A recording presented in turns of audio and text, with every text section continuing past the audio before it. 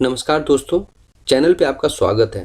इस वीडियो में हम आपको one of the best selling book the power of habit की समरी देंगे। इस बुक के ऑथर हैं चार्ल्स डहिग। चार्ल्स डहिग एक अमेरिकन जर्नलिस्ट हैं और पुलिट्जर प्राइज़ विनर भी हैं। पुलिट्जर प्राइज़ जर्नलिज्म में एक बहुत ही प्रेस्टिजियस अवार्ड है। चार्ल्स 2 बेस्ट सेलिंग बुक्स के ऑथर हैं।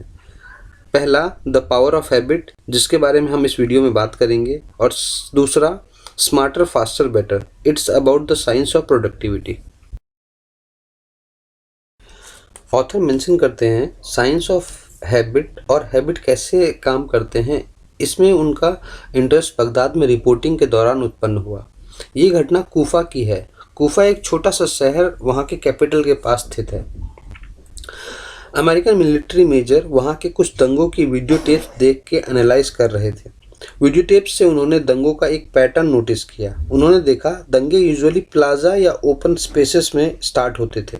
स्टार्टिंग में कुछ लोग इकट्ठा होते हैं, फिर धीरे धीरे क्राउड साइज बढ़ता है, फिर वहाँ पर कुछ खाने पीने वाले स्टॉल्स आते हैं और फिर धीरे धीरे क्राउड पत्थर बॉटल फेंकने लगते हैं और भीड़ भड़क उठती है।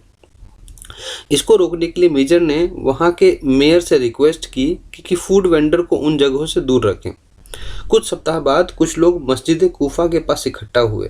दोपहर तक उनकी तादाद बढ़ी। कुछ लोग भड़काऊ स्लोगन बोलने लगे। शाम होते होते वो लोग भूखे प्यासे रेस्टलेस हो गए।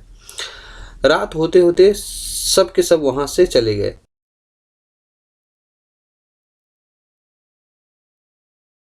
मेजर ने वहाँ कुछ और ऐसे छोटे छोटे एक्सपेरिमेंट्स करते हुए राइट्स को कंट्रोल कर लिया। मेजर ने बताया, हम मिलिट्री में जानते हैं हैबिट्स कैसे बनाते हैं, कैसे बदले जाते हैं और उनके पीछे का साइंस। हम जानते हैं लोगों को कम खाना, ज़्यादा एक्सरसाइज, एफिशिएंटली काम करना और हेल्दी लाइफ बिताना कैसे सिखाया जाता है। वो बताते हैं, transforming a habit isn't necessarily easy और क्विक, बट इट्स पॉसिबल। ये बुक 3 हिस्सों में डिवाइडेड है। पहले पार्ट में इंडिविजुअल हैबिट्स की बात होती है, कैसे हैबिट्स फॉर्म होते हैं और चेंज की जा सकती है। सेकंड पार्ट में ऑर्गेनाइजेशनल हैबिट की बात होती है और थर्ड पार्ट में सोसाइटल हैबिट की। दोस्तों, वीडियो के लास्ट तक बने रहें। लास्ट में हमने फ्रेमवर्क प्रोवाइड किया है जिससे किसी भी एग्जिस्टिंग हैबिट को आप अपने हिसाब से ट्रांसफॉर्म कर सकते हैं। Part 1, how to create a new habit. नए हैबिट को फॉर्म करना, ये एक बहुत ही इंटरेस्टिंग स्टोरी से एक्सप्लेन किया गया है। ये स्टोरी है पेप्सोडेंट की। कैसे क्लॉड सी हॉपकिंस ने अमेरिका को टूथब्रशिंग की हैबिट डलवाई। क्लॉड सी हॉपकिंस 1900 के टाइम के बहुत ही बड़े एडवर्टाइजिंग एक्सपर्ट थे। उनके पास उनका एक फ्रेंड अपने एक न्यू इन्वेंशन को प्रमोट करवाने के लिए आया। प्रोडक्ट था पेप्सोडेंट। हॉपकिंस ने पेप्सोडेंट को प्रमोट करने के लिए एडवर्टाइजमेंट बनाई और देखते ही देखते पेप्सोडेंट दुनिया का बेस्ट प्रोडक्ट बन गया।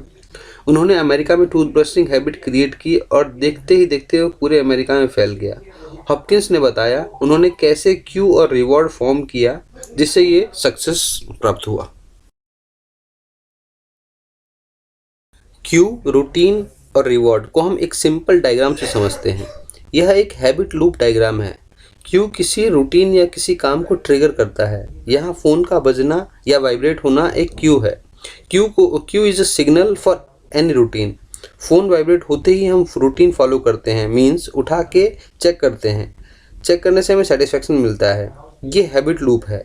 हमें जैसे ही क्यू मिलता है, मीन्स वाइब्रेट होता है, हम रूटीन फॉलो करते हैं और ये चलता रहता है। ये चेंज कैसे कर सकते हैं, अगर आप चाहें तो हम आगे आपको बताएंगे। अब पेप्सोडेंट पे आते हैं। हमने जाना क्यू एक हिंट है कि आगे क्या पैटर्न फॉलो करना है। इस हैबिट लूप में Q and a clear defined loop is very important. इस केस में क्यू है दांतों के ऊपर की पीली परत और रिवॉर्ड है ब्यूटीफुल टीथ। हॉपकिंस ने एडवर्टाइजमेंट में बताया कि अगर दांतों पे पीली परत है तो use Pepsodent and get beautiful teeth. यहाँ पीली परत is cue, routine is use Pepsodent and the reward is clean teeth. ये बन गया पेप्सोडेंट का हैबिट लूप। पर डेली यूज़ का क्या? डेली यूज़ ज़रूरी था, उसके लिए पेप्सोडेंट के इंग्रेडिएंट ने काम किया। पेप्सोडेंट यूज़ करने से लोगों को फ्रेशनेस सी, ठंडक सा फील होता था। इससे अगर वो किसी दिन ना करे तो उन्हें पता चल जाता था कि आज कुछ मिसिंग है। इस टिंगलिंग सेंसेशन ने क्रेविंग क्रिएट की और पेप्सोडेंट डेली कंज्यूम होने लगा। इस क्रेविंग के बारे में रिसर्चर्स को बाद में पता चला, पर यहाँ इस प्रोडक्ट में उन इंग्रेडिएंट्स के होने के कारण पेप्सोडेंट को हेल्प मिली। पेप्सोडेंट ने हॉपकिंस की हैबिट लूप की वजह से पूरे वर्ल्ड में अपना मार्केट बना लिया और अमेरिका में टूथ ब्रशिंग की हैबिट दिलवाई। The golden rule of habit change, why transformation occurs. Brain bad या गुड हैबिट में डिस्टिंग्विश नहीं कर पाता। हम बैड हैबिट को हटा नहीं सकते, सिर्फ चेंज कर सकते हैं। इस डायग्राम से समझते हैं। यहाँ अल्कोहलिज्म का एग्जाम्पल लिया गया है। अगर अल्कोहलिज्म को रिमूव करना है तो हम जानते हैं हैबिट लूप में 3 चीज़ें होती हैं, क्यू, रूटीन एंड रिवॉर्ड। हमें करना सिर्फ इतना है, रूटीन को चेंज करना है, क्यू एंड रिवॉर्ड को सेम रखते हुए। क्यू क्या है? यहाँ हम जब भी हैप्पी या सैड होते हैं, यहाँ सैड वाला केस लिया गया है। मीन्स आप सैड हैं और सैड होने की वजह से ड्रिंक करते हैं, मीन्स ड्रिंक करना रूटीन है यहाँ। और रिवॉर्ड मीन्स मिलता क्या है उससे? मिलता है रिलीफ।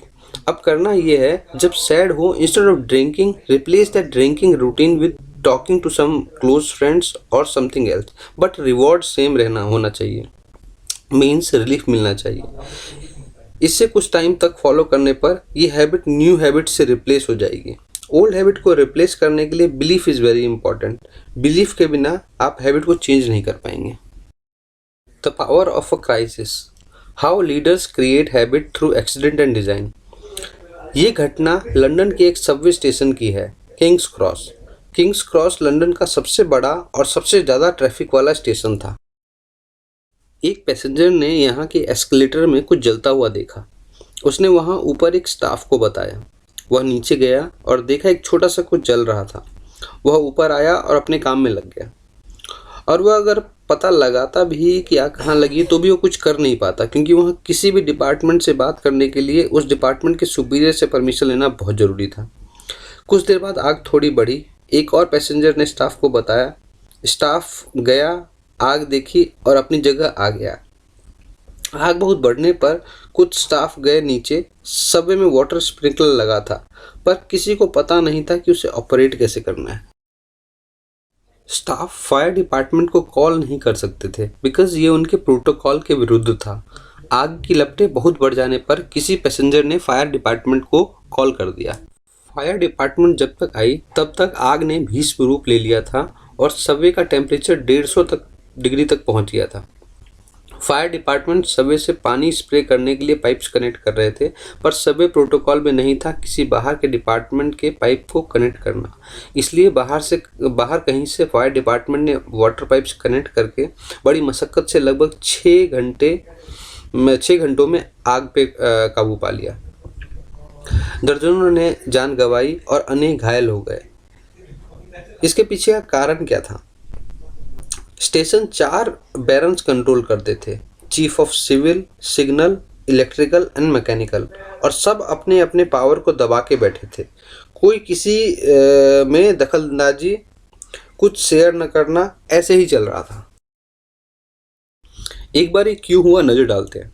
जब पहले पैसेंजर ने स्टाफ को बताया, उसने कुछ एक्शन नहीं लिया, बिकॉज उसे नहीं पता था क्या करना है और उसे साफ इंस्ट्रक्शन थे किसी और काम को नज़रअंदाज करना। स्टेशन स्टाफ ट्रेन नहीं थे सबवे के स्प्रिंकलर सिस्टम को ऑपरेट करने के लिए। Employees were instructed to contact fire brigade only at last resort. Fire brigades को वहाँ के वाटर पाइप्स को ना यूज़ करने देना। This crisis made them make changes in the system. System को कम्प्लीटली ट्रांसपेरेंट बनाया गया, जिससे सही से काम हो सके फ्यूचर में। Part 3, the habit of a society. Imagine करो आप किसी ऑर्गेनाइजेशन में काम करते हो और आपको कॉल आता है किसी का जॉब रिकमेंडेशन के लिए, और जॉब ओपनिंग है आपके ऑर्गेनाइजेशन में। आप क्या करोगे? अगर वो आपका फ्रेंड है तो आप रिकमेंड कर दोगे, अगर वो किसी फ्रेंड का फ्रेंड है तो भी आप कर सकते हो, पर अगर वो एक टोटल स्ट्रेंजर है तो शायद आप ना करो। इस डायग्राम से समझते हैं। पर्सन 1 and 2 क्लोज फ्रेंड है, 2nd and 3rd close friend है, 3rd and 4th फ्रेंड्स है, और 1 and 4 क्लोज फ्रेंड्स है। पर 1 और 3 फ्रेंड्स नहीं है, और 2 और 4 भी फ्रेंड्स नहीं है, पर उनके बीच वीक टाइज है। वो डायरेक्टली फ्रेंड्स नहीं है, पर आपस में ये लोग किसी के थ्रू कनेक्टेड हैं। उनके बीच वीक टाइज है। वीक टाइज भी सोसाइटी में हेल्पफुल है और बहुत काम आता है। वीक टाइज कई बार क्लोज फ्रेंड से ज़्यादा काम करता है पीयर प्रेशर की वजह से, बिकॉज अगर हमने उनका काम नहीं किया या रिकमेंड नहीं किया तो वह हमारे बारे में किसी से कुछ कहेगा और वह आगे किसी से। क्लोज फ्रेंड एक बार किसी से कुछ ना भी बोले पर वीक टाइज ज़रूर ही बोलेगा और वो सोसाइटी में आपको इन्फ्लुएंस कर सकता है। So weak ties also plays very important role in working of a society. Bad influence आपको कहीं ना कहीं आपकी सोशल स्टैंडिंग को इन्फ्लुएंस कर सकता है। अब आते हैं आप इनको कैसे यूज़ कर सकते हैं। हैबिट चेंज करने के कई मेथड एंड फॉर्मूलाज हैं। सभी इंसान का हैबिट में अलग अलग क्रेविंग हो सकता है। Changing habit is very difficult but with time and effort almost any habit can be reshaped. हम जिस फ्रेमवर्क की बात कर रहे हैं इसके 4 स्टेप्स हैं। रूटीन को आइडेंटिफाई करना, रिवॉर्ड के साथ एक्सपेरिमेंट करना, क्यू को अलग करना और प्लान बनाना। आइए अब इनको एक एक करके देखते हैं। हम इसको पहले देख चुके हैं। किसी भी हैबिट लूप के 3 पार्ट होते हैं, Q, routine and reward. Let's say you have a bad habit.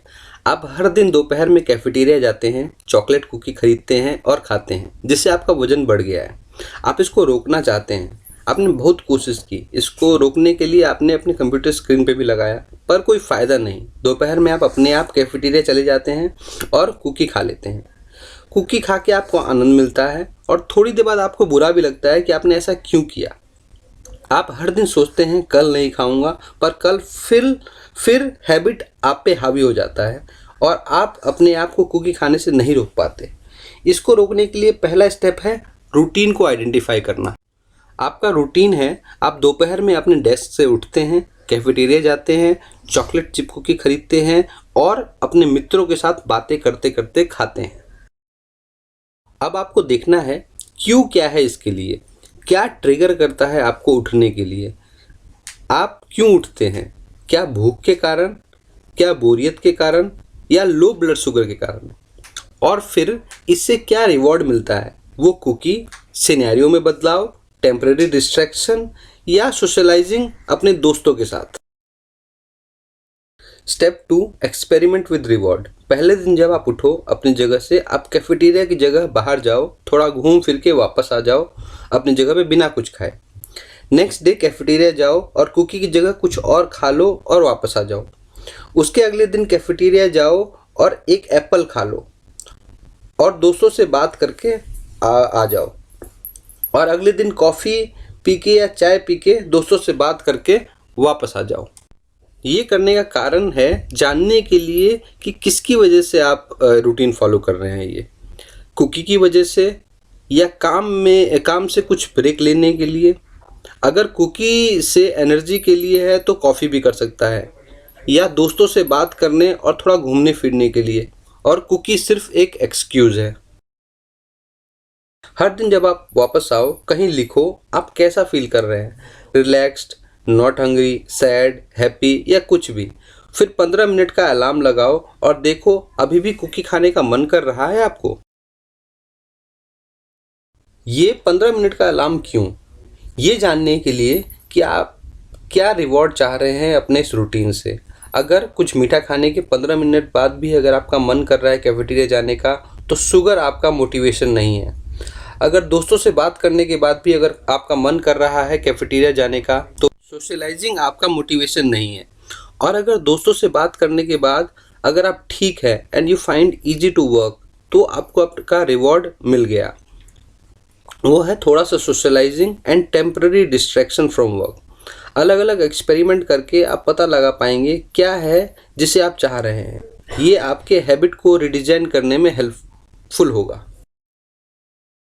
जब आपको रूटीन एंड रिवॉर्ड का पता चल गया, अब आपको पता करना है क्यों का, मीन्स किसकी वजह से आप ये रूटीन फॉलो कर रहे हैं।